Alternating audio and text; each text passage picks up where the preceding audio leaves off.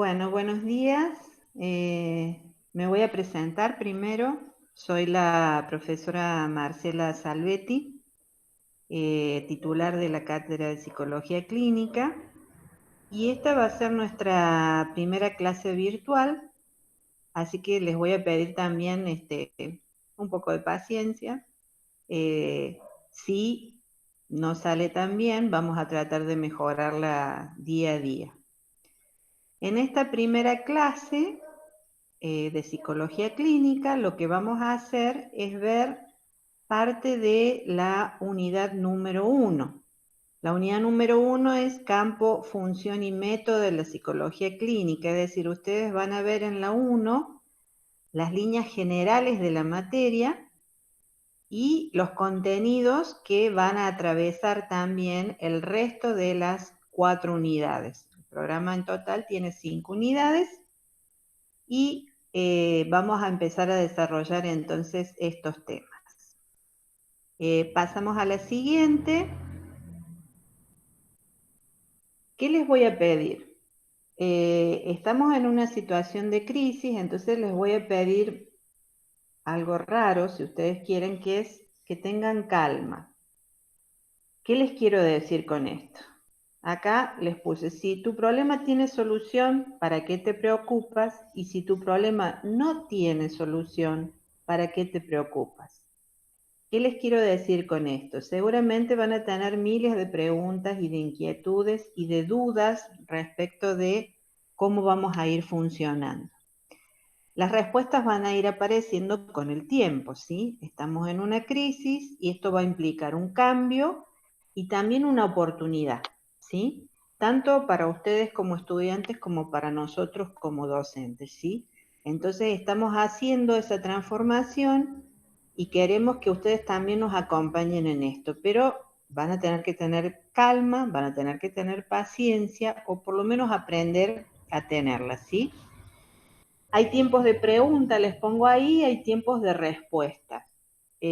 Pensemos que somos psicólogos y que tenemos que atravesar procesos, ¿sí? Hay cosas que no se van a dilucidar inmediatamente, sino que son cosas que van a llevar un tiempo, ¿sí? Entonces, proceso, tiempo, paciencia.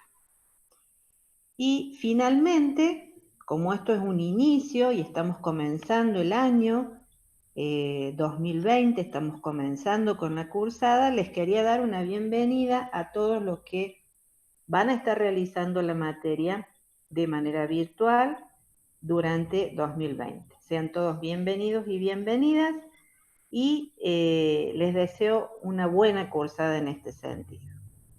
Bien, pasamos a la siguiente.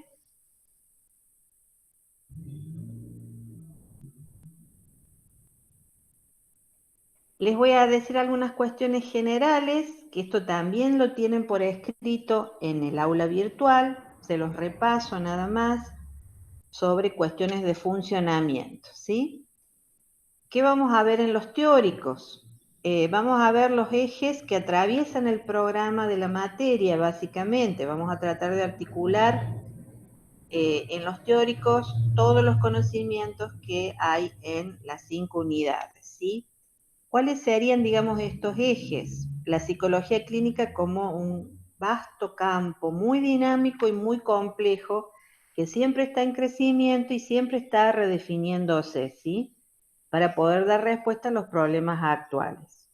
La ética, que es inseparable de toda práctica clínica, ¿sí? La investigación como una función que articula saberes, genera saberes, ¿sí? Y nos permite crecer como disciplina.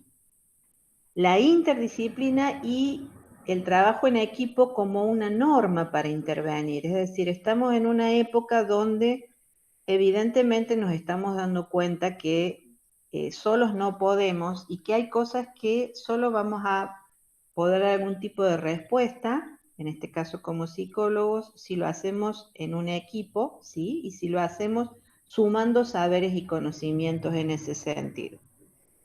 Otro eje tiene que ver con los conocimientos basados en la evidencia, es decir, que pongamos al servicio de personas, digamos, las personas que consultan, nuestros pacientes, algunos pueden llamarlos clientes también, o los usuarios, ¿sí?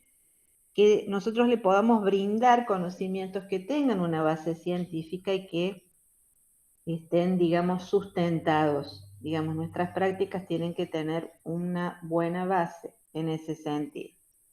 Otro eje general es la promoción de la salud mental, es decir, no esperar a que las personas enfermen, sino tratar de poder brindar información y de tener, digamos, intervenciones en los distintos ámbitos familiares, comunitarios, etcétera, que puedan ayudar justamente a promocionar la salud y a sostenerla.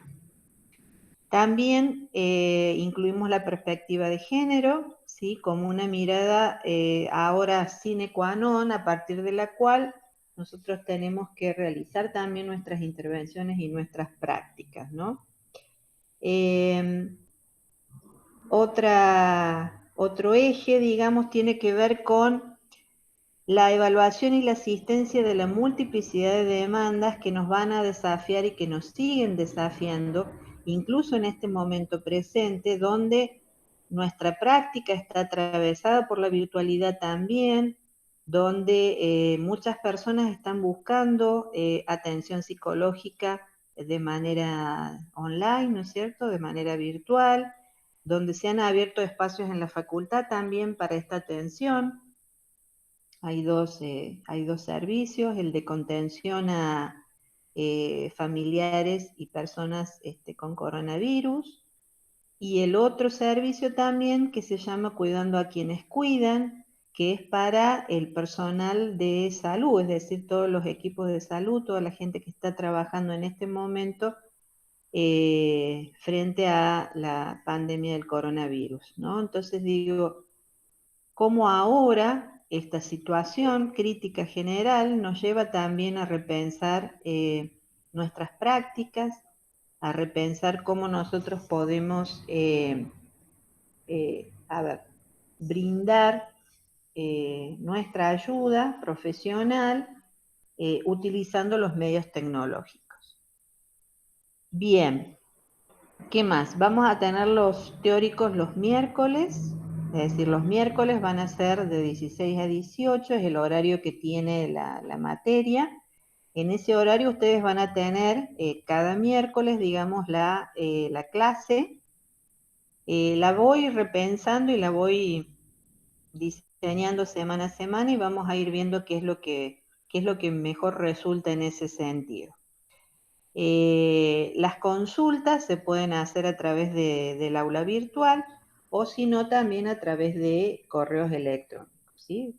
Sea mi correo o sea el de los otros coordinadores de prácticos.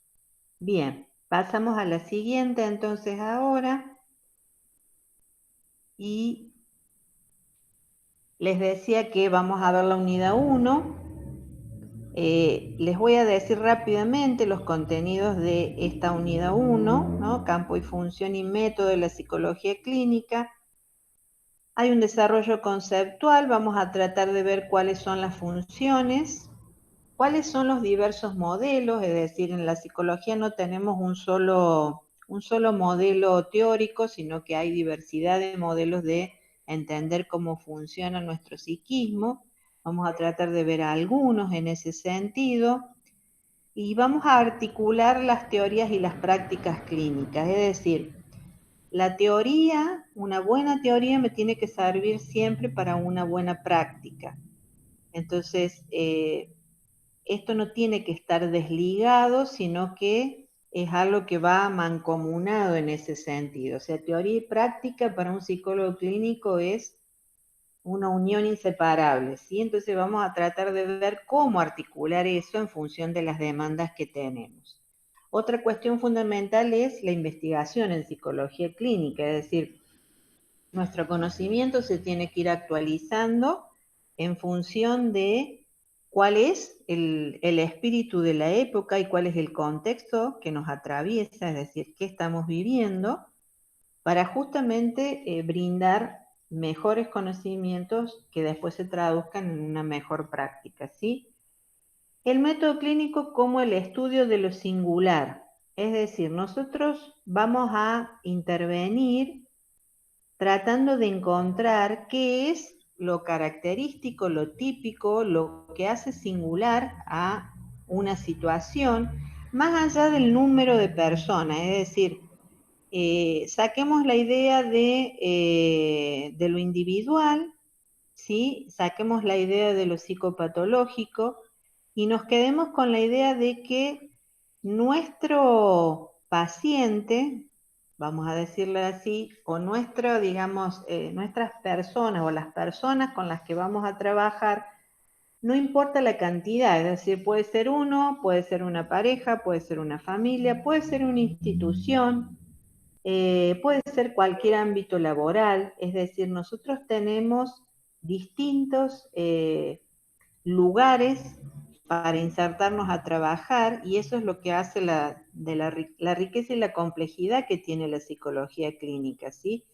Por eso reducirla solo a la psicoterapia y a lo individual es quitarle justamente toda esta complejidad y esta riqueza que posee, ¿sí?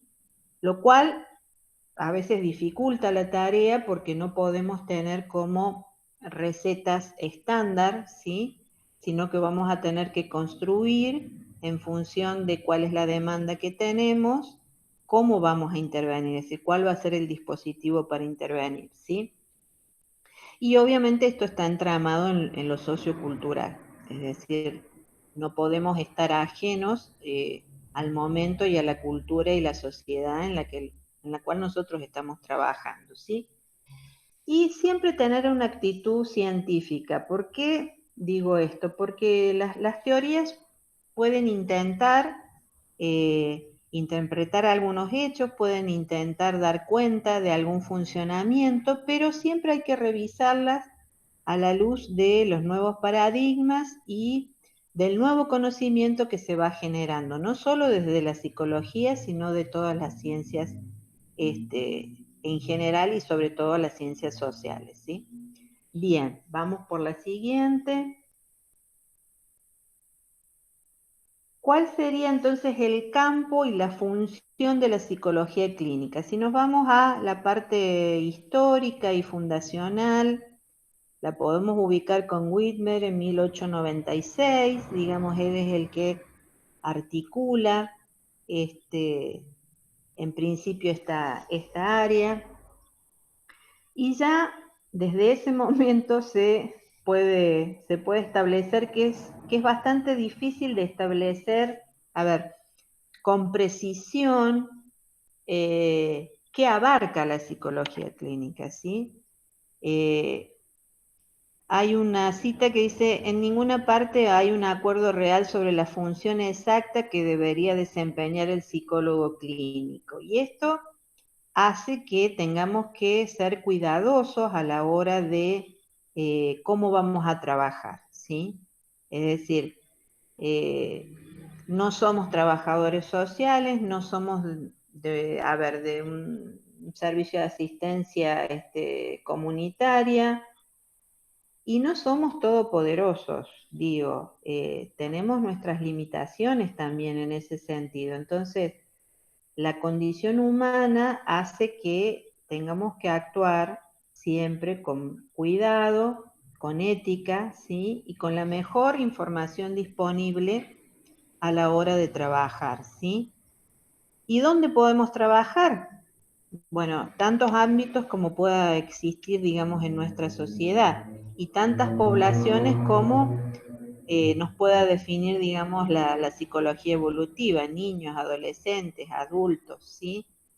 En los laboratorios, en las escuelas, en los hospitales, es decir, el psicólogo puede estar inserto, desde mi humilde entender, en cualquier actividad humana. Básicamente, es decir, donde haya humanos en relación, nosotros vamos a tener algún sentido y alguna tarea para hacer en ese ámbito, ¿sí? Así que bueno, esto es lo que hace de de nuestra disciplina algo complejo, ¿sí? Bien, pasamos a la siguiente. ¿Cuál es el método de la psicología clínica? Decíamos recién el estudio en profundidad del caso singular, ¿sí? Hay diversidad de métodos de estudio para enfrentar las variadas condiciones, que es lo que hablaba recién, en las cuales trabajan los psicólogos clínicos, ¿sí? Y acá aparece el tema de la interdisciplina, esta tarea se realiza con muchas otras áreas de investigación y disciplinas diferentes, ¿sí? ¿Quién en este momento podría pensar una psicología clínica divorciada de lo que son las neurociencias, por ejemplo, que han generado un gran caudal de conocimientos que nosotros tenemos que poder adoptar y utilizar en nuestras prácticas, ¿sí? Otro elemento importante yo creo que es la práctica clínica basada en la evidencia, es decir, se basa en la promoción de la práctica psicológica profesional y efectiva cimentada en la investigación clínica, la pericia profesional y la experiencia clínica, es decir, necesitamos esos tres pilares. Necesitamos una práctica psicológica que se base en la investigación clínica, específicamente, es decir, que nosotros podamos dar cuenta que si hacemos una intervención, esta tiene un respaldo, tanto teórico como técnico. Después está la pericia profesional, esto que vamos adquiriendo en la medida en que vamos ejerciendo, es decir, hay una parte que no tiene que ver exactamente con estos conocimientos, sino con los conocimientos más la práctica profesional, lo cual nos va dando más idoneidad para el rol. Y esta experiencia clínica se supone que, así por lo menos debería ser, con los años vamos adquiriendo más conocimiento, vamos sabiendo cómo actuar de manera más efectiva, ¿sí? Entonces, bueno, nuestra práctica se tiene que basar entonces en la evidencia. Bien, la siguiente entonces, ¿cuáles son las funciones actuales del psicólogo clínico? Acá puse investigación, enseñanza, ¿sí? Porque los psicólogos, como sería en este caso, estamos también brindando formación en distintas instituciones, tanto privadas como públicas. El diagnóstico y la evaluación, ¿sí? Que son fundamentales, es decir, en cualquier tarea o actividad que nosotros realicemos, vamos a tener que establecer un diagnóstico que sería el qué pasa. Yo creo que el diagnóstico responde a esa pregunta. ¿Qué pasa? ¿Qué está pasando en X situación con X personas, en X contexto? Es decir, vamos sumando variables a ese diagnóstico que no hay que identificar exclusivamente con una categoría diagnóstica, sino con todas estas variables que estoy enumerando, a las cuales les podemos ir agregando muchas más, ¿sí? Y la evaluación la tenemos que entender justamente como un proceso donde vamos recogiendo información y donde vamos a analizar cada una de las variables para poder decir, bueno, lo que pasa es esto y en qué lo fundamento, ¿sí? Yo creo que siempre que uno dice algo, además, imagínense si estamos dando un diagnóstico, tenemos que fundamentarlo y basarlo en qué, ¿sí? En la información previa más la información que nosotros obtenemos de la situación presente, ¿sí? Otra función importante, importantísima diría yo, si bien pareciera que nuestro sistema de salud no alcanza a comprender los beneficios de prevenir, digo esto porque se podría ahorrar mucho dinero al Estado si los psicólogos estuviéramos trabajando en las instituciones públicas, ayudando a las personas a no enfermar justamente por temas emocionales o afectivos, ¿sí? Y por último, tenemos lo que siempre, digamos, ha quizás identificado más al área clínica, que es la asistencia, el tratamiento o la psicoterapia, ¿sí? Bien, la siguiente. ¿Qué conocimiento y habilidades tiene que tener un psicólogo clínico? Esto no es una lista exhaustiva. Yo creo que si tuviera más tiempo, seguramente le agregaría más cosas y a medida que pasen los años, seguramente le agregaría mucho, mucho más. Pero me parece que son elementos importantes, sobre todo pensando en ustedes que ya son alumnos de cuarto año y que quizás se están preguntando, bueno, ¿es mi único destino ser psicólogo clínico o les interesan otras áreas? Como sea, digo, de la clínica podemos obtener muchos elementos para poder trabajar en otros ámbitos que no necesariamente tengan que ver con lo clínico. Entonces digo, ¿qué es fundamental para un psicólogo clínico? Tener ética.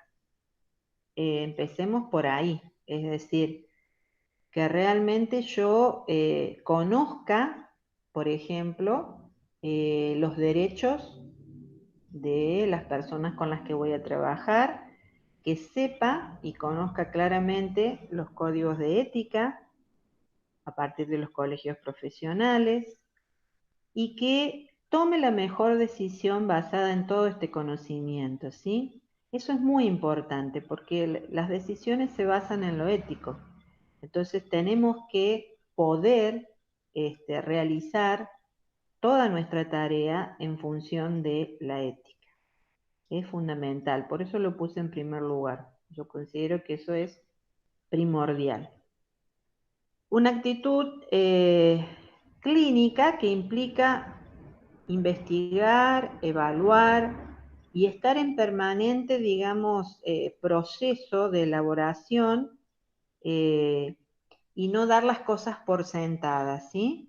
Sino que tener siempre una visión crítica de lo que estamos haciendo, no para descartar todo y decir esto no sirve, sino para ajustar justamente lo que vamos a realizar.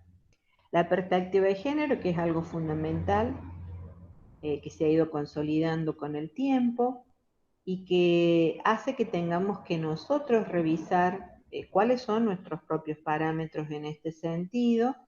Y si tenemos alguna limitación, siempre digo, es bueno reconocerla y trabajarla, ¿sí? No somos omnipotentes, lo vuelvo a decir.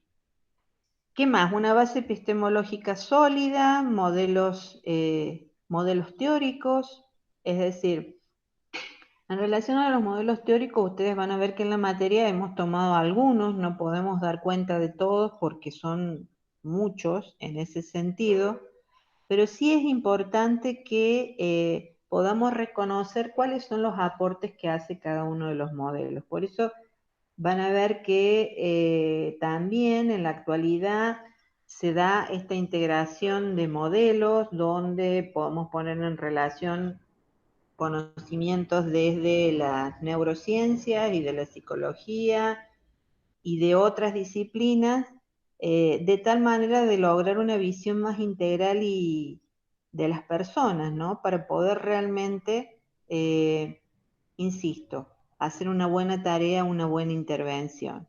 También hay que saber de psicología evolutiva, porque nosotros vamos a trabajar con distintas poblaciones y cada una tiene sus características, sus necesidades.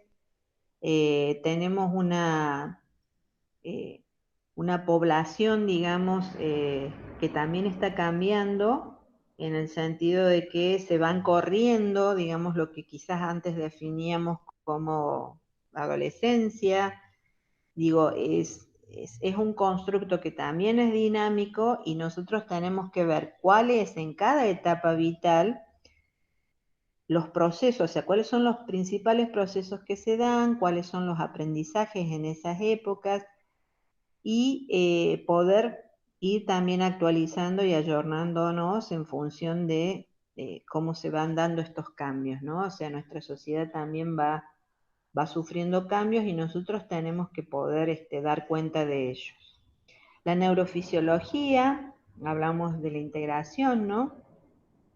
A través del correlato cerebro-conducta. La psicopatología, que es necesario conocerla, no, no con el fin solo, insisto, de categorizar o etiquetar, sino saber dónde estamos parados para ver cómo podemos actuar en ese sentido, ¿sí? Las teorías de la personalidad, que también en esto hay mucha variedad, digamos, no hay una sola teoría de la personalidad, hay distintos modelos, bueno, conocer cuáles son los que están teniendo vigencia en este momento. La metodología de la investigación, la observación, la medición, los instrumentos, yo creo que siempre voy a decir que el principal instrumento para la clínica es la entrevista en todas sus versiones y visiones, porque es un instrumento flexible, es versátil, nos permite recoger mucha información, pero necesita un entrenamiento, ¿sí? Es decir, solo somos buenos entrevistadores con el tiempo y con la práctica también, ¿no? También nos pueden dar información las pruebas de distinto tipo, los inventarios, ¿sí? Y otra cuestión que ya tiene que ver más con lo actitudinal, si ustedes quieren, la capacidad para tolerar la ambigüedad y la curiosidad y la sed de conocimientos nuevos, es decir, un psicólogo clínico y un psicólogo en general tiene que ser alguien curioso por la naturaleza humana y buscar justamente nuevos conocimientos, ¿sí? Para poder tener siempre mejores respuestas. Bien, la siguiente.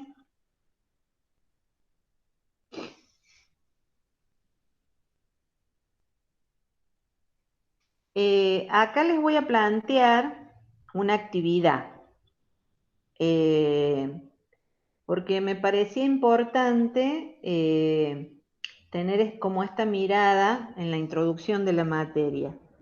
La actividad dice lo siguiente, leer el cuento Los seis ciegos y el elefante, que lo tienen unas filminas más abajo, y hay tres preguntas. La idea de la actividad es que ustedes lean el cuento, contesten las preguntas, ¿sí? Y se genere un pequeño debate, si ustedes quieren, con sus amigos de estudio, como ustedes lo quieran realizar en ese sentido, acerca de este cuento, que me parece que aporta algo a lo que venimos hablando.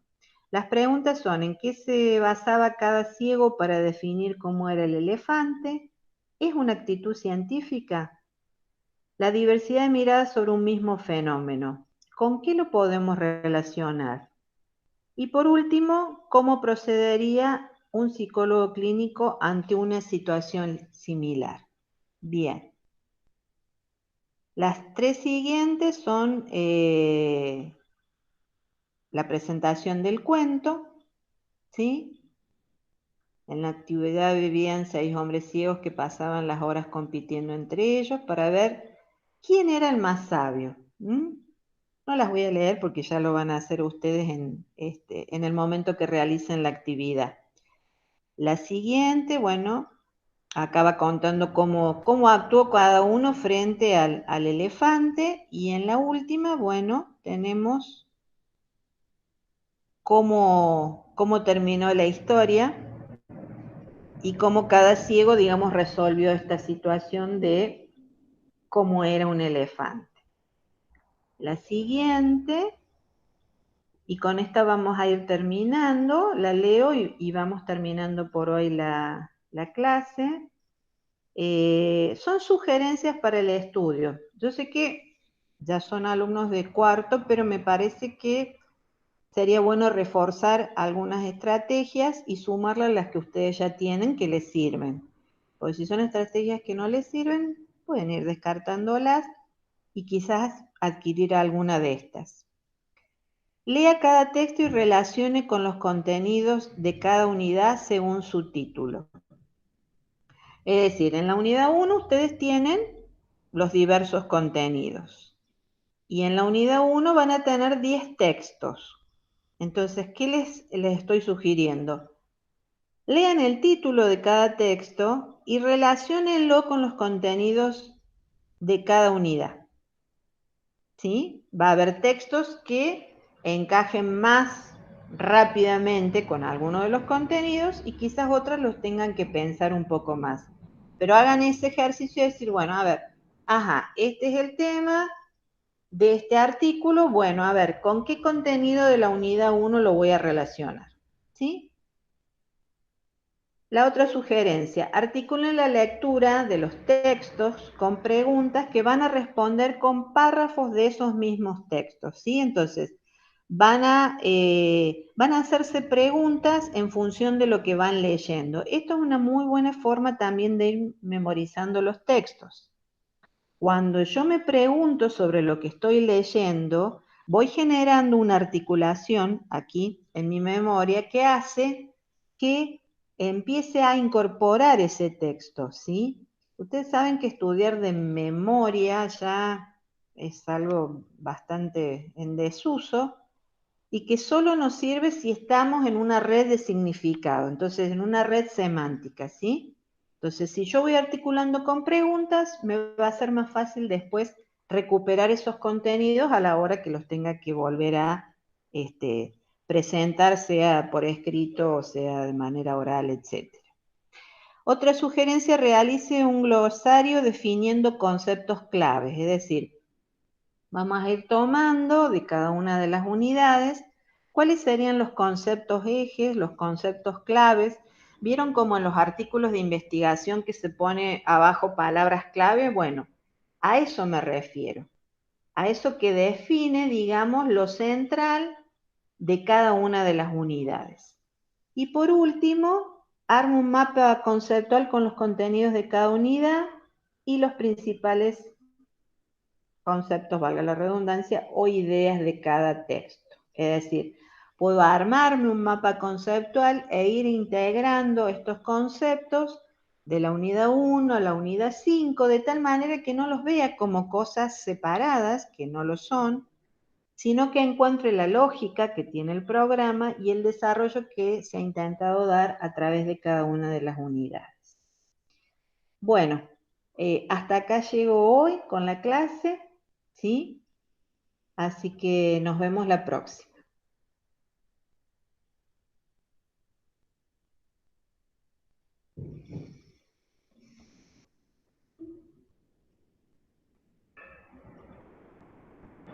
Listo.